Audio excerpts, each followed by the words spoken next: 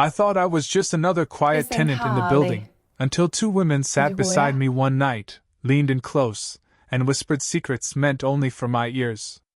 The evening was warm but carried that quiet coolness that comes when the sun has finally disappeared behind the rooftops. The apartment courtyard had grown still, lit only by the orange spill of the street lamps and the occasional flicker from someone's window above. I had settled onto one of the benches near the fountain, notebook balanced on my knee, half writing, half listening to the trickle of water. It was the kind of space where time seemed to slow, where I could disappear into the background. At least, that was the plan. I heard footsteps first, two sets, steady and unhurried, echoing softly against the stone path. My instinct was to look up, but I kept my eyes low, not wanting to seem too curious. From the corner of my vision, I caught the familiar outlines, two women from the building, women I had seen in passing in the elevator, in the lobby, exchanging polite nods but never words. They were striking in a way that didn't demand attention but held it all the same. Graceful, assured yet softened by something gentler, perhaps the kind of ease that comes only with experience.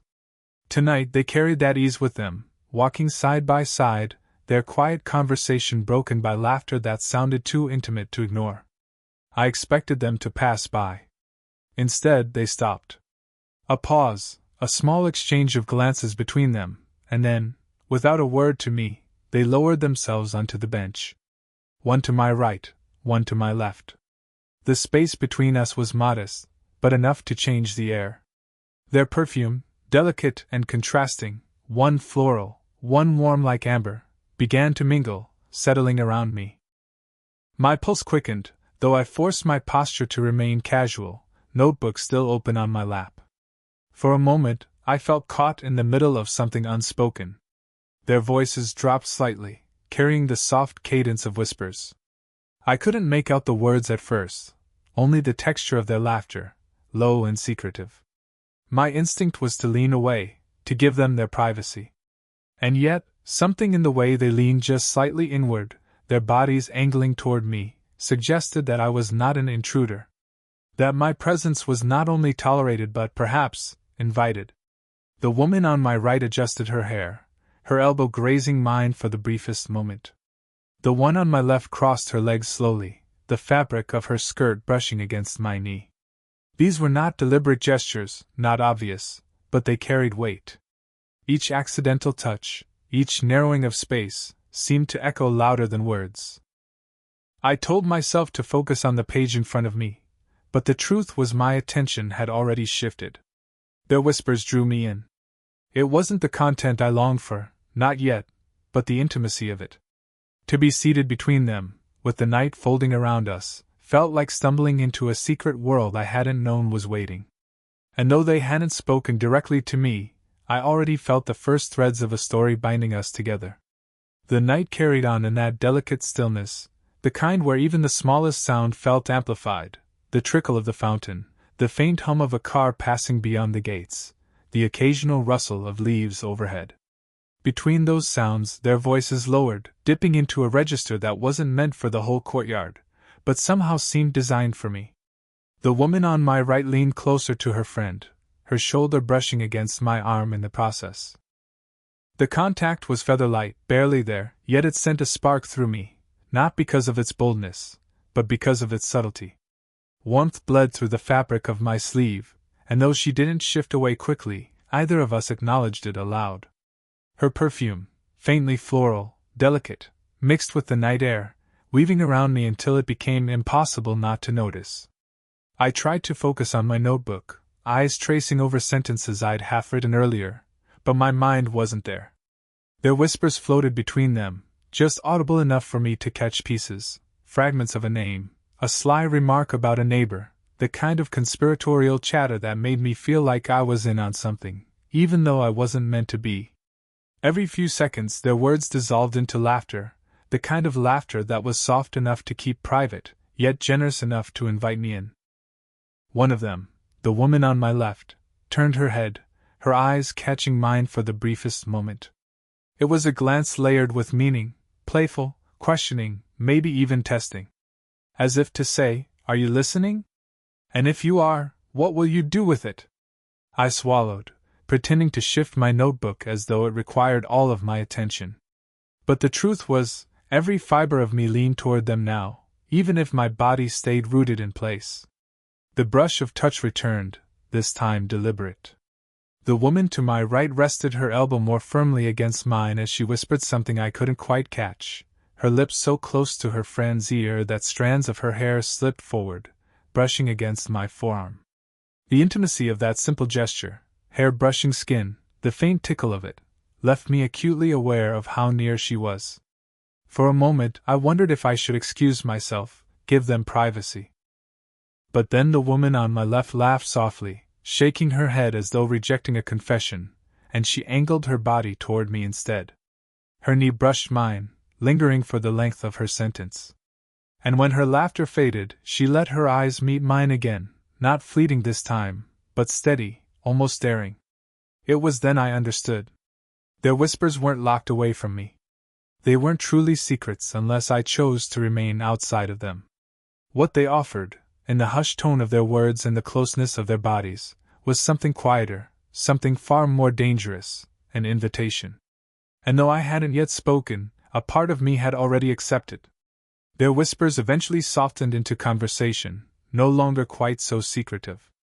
It was as though the invisible wall between them and me had been lowered an inch, enough for me to step closer without moving at all. The woman on my left, her voice smooth, touched with a kind of amused sharpness, began speaking openly about the building. She teased about the neighbor upstairs who vacuumed at odd hours, and the man in 3B who always left his laundry in the machines too long. Her words carried a rhythm, casual and easy, but when she spoke, her gaze flicked toward me as though checking if I would laugh along. I did. A quiet chuckle slipped out before I could stop it. Their heads turned toward me almost in unison, and for the first time, I wasn't just an eavesdropper. I was part of their circle. The woman on my right joined in, her voice lower, warmer, more measured. She leaned closer, her arm brushing against mine again, and told a story about the superintendent locking himself out of his own office. The tale was ordinary, but the way she told it made it sound like a treasured secret. Her hand lifted slightly in a gesture, then dropped, landing lightly on my knee to emphasize a point. It was quick, natural, and yet I felt it long after her hand had returned to her lap. The pressure had been gentle, her fingers grazing as though testing how solid I was, how present. My body reacted faster than my mind, every nerve suddenly aware of the warmth that had passed between us. I smiled, nodding along, though my thoughts scattered. Their laughter came easily now, both women leaning toward me, one brushing a hand through her hair, the other shifting so her knee pressed softly against mine again. None of it was overt, none of it loud, but each small movement tightened the invisible thread pulling us together. I noticed things I hadn't before. The faint glow of the streetlight caught the lines around their eyes, not harshly but beautifully, like proof of lives lived fully. Their confidence wasn't loud, it was quiet, grounded, the kind that drew me in without effort. And for reasons I didn't fully understand, they seemed intent on drawing me closer. I found myself speaking, small things at first, simple acknowledgments, comments that joined their rhythm. They listened, not politely, but with real attention, turning their faces toward me, their expressions softening as though my words carried weight. The woman on my left laughed again, softer this time, and leaned her chin against her hand as she studied me. "You notice things, don't you?" she asked, her tone curious, almost teasing. My heart stumbled. The question was simple, but the way she looked at me, direct, unwavering, made it feel heavier, as if she were peeling something back. I nodded, unsure of what else to do. "Sometimes," I admitted. Her smile deepened, and her friend's hand brushed against my sleeve in a way that felt deliberate now, not accidental. The invitation wasn't spoken. It was in their glances, in the closeness of their bodies, in the warmth that lingered where they touched me. They were drawing me into their world, not with bold declarations, but with subtle, disarming gestures that made it impossible not to follow. And without realizing it, I had already stepped inside. The courtyard had grown quieter as the evening stretched on. The fountain kept its steady rhythm, But the world beyond seemed to hush itself, as though leaving the three of us in a pocket of stillness. What began as playful conversation slowly shifted, the tone softening like music, moving into a slower key. The woman on my right sighed, almost to herself, and said, "Sometimes it feels like this building is filled with people, and yet it's the loneliest place in the city." Her words weren't dramatic, just honest, spoken like someone who hadn't meant to say them aloud, but no longer cared if she had. Her friend gave her a knowing glance, one that carried more than years of shared experience, and then she nodded. "We pretend we're busy, but it's really just quiet. Too quiet." She turned her eyes toward me when she said it, as if to see whether I understood. I did. More than I expected to admit. "I know what you mean," I said quietly, my voice sounding strange in the stillness. "I've lived here for months, but I'm not sure I've ever felt like I belong." The words slipped out before I could weigh them, but once spoken, I felt lighter, as though naming the loneliness pulled some of it away. Their eyes lingered on me. Neither pitied me, either looked surprised. Instead, there was recognition, like we had found each other through a shared confession we hadn't planned on making. The woman to my left shifted, turning her body slightly so she faced me more directly. As she passed me her glass of water to hold while she adjusted her seat, her fingers brushed against mine. It was the lightest contact, almost a passing accident, but the warmth of her skin stayed with me, spreading into my chest. I handed the glass back, and when her fingertips grazed mine again, I wondered if she had done it on purpose. Her friend leaned in close to whisper something to her, but her lips passed so near my cheek that I felt her breath against my skin. It was warm, intimate in a way that seemed almost dangerous, and yet the moment passed as naturally as if she'd meant it all along. The closeness between us wasn't just physical anymore. It was something else, the heavy awareness of questions unasked, of possibilities hovering just beyond the edge of words. Would anyone understand if they saw us like this? Did it matter? I realized, sitting between them, that we were all carrying the same question in different forms. What would it mean to let this go further? To lean into the connection we were building? I didn't have the answer. I only knew that when I looked at them, their faces half lit by the glow of the street lamp, I didn't feel invisible anymore. For the first time since moving into this building, I felt undeniably seen. And that, perhaps, was the most dangerous secret of all. The conversation lingered in that fragile space between lighthearted and serious, the way it sometimes does when laughter fades into silence, and no one rushes to fill it. The fountain's steady trickle felt louder now, filling the pauses as the three of us sat closer than we probably should have. It was the woman on my left who finally broke the quiet, her voice playful but edged with something more. "If anyone looked down from their window right now, I wonder what they'd think of us." Her remark was light, but the way her eyes lingered on mine betrayed the truth beneath it. There was curiosity there, but also hesitation. Her friend laughed softly, though her laughter carried a note of unease. "Oh, you know how people are.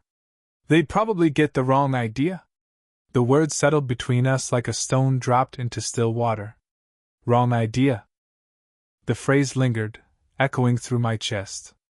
I smiled faintly, though the question pressed harder inside me than I wanted to admit. What if they did? I could picture it already, whispers in the hallway, sideways glances from neighbors, the way assumptions grow faster than truth. A young man, two women older than him, sharing a bench in the courtyard late at night. No one would stop to ask what really happened. They would fill in the story themselves. I shifted slightly, unsure whether to lean back and create space or stay where I was. But before I could move, the woman on my right placed her hand gently on my shoulder. The touch was steady, deliberate, almost as if she had sensed the unease building in me. "You shouldn't worry about what people think," she said quietly, her eyes soft but unwavering. "Most of them don't see anything clearly, anyway." Her words felt like a reassurance, but her hand lingered just long enough for me to wonder if they were also a test. My shoulder warmed under her touch, the weight of it grounding me in a way I hadn't expected. Her friend, sitting on my other side, brushed the edge of my sleeve with her fingers, a fleeting gesture that sent a ripple through me. "Besides," she added, her voice lower now. Maybe they wouldn't be wrong. The air shifted. The playful veil was gone. In its place was something quieter, heavier, undeniable. I drew a slow breath, the kind meant to steady myself. I guess people always see what they want to see, I murmured, my voice steady though my chest raced. They exchanged a look across me, quick, almost imperceptible, the kind of look that carried history, trust, and now something new being written in the silence. The night had grown cooler, yet I felt nothing but warmth pressing in on both sides of me. The warmth of their closeness. The warmth of their hands brushing mine. The warmth of a possibility that, if acknowledged, could never again be hidden. And though none of us said it aloud, the truth was clear. The weight of perception had already fallen away. What mattered was not the story others might invent, but the one we were quietly beginning to write together. The courtyard felt different now, as if it had drawn tighter around us, sealing us into a private world no one else could enter. The fountain still sang its soft rhythm, but even that seemed muted compared to the silence that had fallen between the three of us. A silence not empty, but full, thick with words none of us had spoken yet. It was the woman on my right who broke it. Her voice was quiet, low enough that it might have been carried away if not for how close she sat. The truth is, I don't talk to many people like this anymore. She smiled faintly, but it didn't reach her eyes. Not the way I'd like to. Her admission surprised me, though it shouldn't have. There was a softness to her words, a trace of something hidden, loneliness, perhaps, carefully tucked behind her confident exterior. Her friend looked at her, then at me, and I could see her debating something. After a pause, she leaned forward, resting her elbows on her knees, and spoke with a measured calm. We joke about neighbors, about little things in the building, but if I'm honest, sometimes I worry I've been forgotten. Like I'm just passing through these hallways and no one really notices anymore. Her honesty hit me with more weight than I expected. Both women, who carried themselves with such ease and grace, were admitting to something I had felt myself but never spoken aloud. That fear of being unseen. That ache of wondering if you still mattered in a world that rushes past without looking. I closed my notebook, sliding it aside. I notice, I said, the words coming before I could second-guess them. My voice was steady, though my heart wasn't. I may not have said much before tonight, but I see you. Both of you. They turned toward me then, their faces softened by the glow of the street lamp, their expressions shifting from guarded to open. The woman on my left reached out, her hand brushing against mine before curling lightly around it. Her palm was warm, her grip gentle, but the connection was grounding. She held it for only a moment before letting go, though the heat of her touch stayed with me. Her friend leaned closer, so close her shoulder pressed into mine. Her voice was almost a whisper now, intimate enough that it felt like a secret given only to me. You make it sound simple, she murmured. Being seen. I swallowed, my chest tightening with a quiet kind of ache. Maybe it is simple, I said. Maybe it's just choosing to look. They were both so near now that I could feel their presence wrap around me, the warmth of their bodies, the quiet tremor in their breaths, the unspoken gratitude in their eyes. In that moment, the secrets being shared weren't about neighbors or the building anymore. They were about us. About the fears we carried and the small courage it took to name them aloud. And as they leaned closer, their voices dropping into near whispers again, I realized the truest secret wasn't what they were telling me. It was the way they had chosen to tell it, together, with me, in the hush of a courtyard night that suddenly felt like the safest place in the world. The night had stretched far longer than I expected, though none of us seemed eager to notice.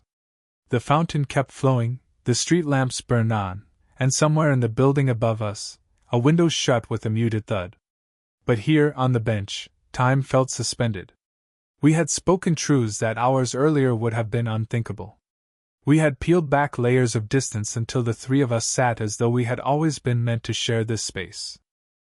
And now, in the hush of the late evening, words weren't necessary anymore. The woman on my right shifted first. She leaned gently into me, resting her head against my shoulder. The weight of it was delicate, almost tentative, as though she was testing if I'd move away. I didn't. I stayed perfectly still, aware of every detail, the smooth texture of her hair brushing against my jaw, the steady rhythm of her breathing, the warmth of her temple pressed close. On my left, her friend exhaled softly, then threaded her arm through mine. Her fingers traced along my wrist before settling in a loose, comfortable hold. She didn't look at me right away, but when she finally did, her eyes held something tender, not demanding, not uncertain, but quietly sure. Between them, I felt enveloped. Not trapped, not overwhelmed, but included. It was as if the courtyard itself had closed its circle around us, allowing no judgment, no eyes from above, only the three of us, pressed close enough to feel the comfort of human connection that none of us had admitted we'd been longing for. We didn't speak for a long while. The silence was not heavy but steady, like a shared breath. And in that silence, I realized that the night had given me something I hadn't known I was searching for, not just attention, not even affection, but belonging. The woman on my left finally broke the quiet, her voice so low it nearly blended into the sound of the fountain. "Maybe the secret isn't about what we keep from the world," she whispered. "Maybe it's about what we've found here." Her words hung in the air, settling into me with a kind of finality. I turned my head slightly, careful not to disturb the one resting against me, and said, "Then let's keep this, just as it is. Ours." Their hands tightened, one on my wrist, the other resting softly against my chest as her head shifted closer. Neither spoke again, but they didn't need to. The pact had been made, unspoken yet clear. The night had begun with whispers I wasn't meant to hear. It ended with whispers I would never forget. As we sat there, shoulders pressed together, warmth flowing between us in quiet waves, I understood something simple and undeniable. Sometimes the most powerful secrets are not the ones hidden from others, but the ones created in the space where three souls dare to meet.